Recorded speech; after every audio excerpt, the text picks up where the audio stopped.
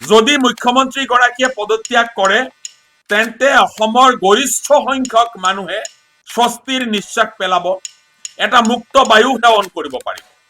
আমি কৰবাত নহয় কৰবাত শ্বাসকষ্টত ভুগিছো।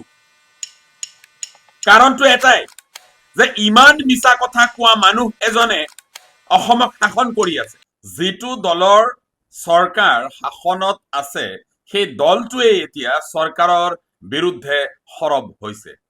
সেই দলটোৱে এতিয়া জুবিনৰ যি তদন্ত প্ৰক্ৰিয়া তাত সন্তুষ্ট নহয়। সেই দলটোৱে এতিয়া চৰকাৰক হেঁচা দিবলৈ তেওঁলোকে ন্যায় যাত্ৰা কৰিবলগীয়া পৰিস্থিতি হৈছে।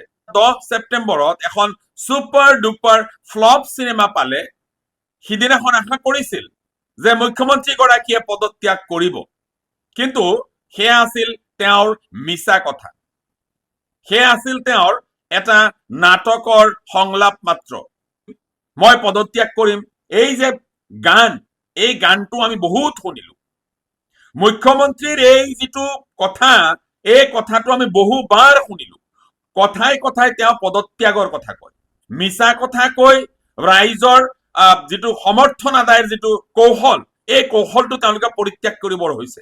অসমৰ ৰাইজে অন্ততঃ তেওঁলোকৰ সেই যিটো কৌশল যে মানুহৰ মন মুহিবলৈ যিটো চেষ্টা কৰা হয়, মানুহৰ মনত যিটো সহানুভূতি সৃষ্টি কৰিবলৈ চেষ্টা কৰা হয়, এই সহানুভূতি সৃষ্টি কৰাৰ যিটো ৰাজনীতি, এই ৰাজনীতি এতিয়া আৰু অসমৰ ৰাইজে গ্ৰহণ নকৰে।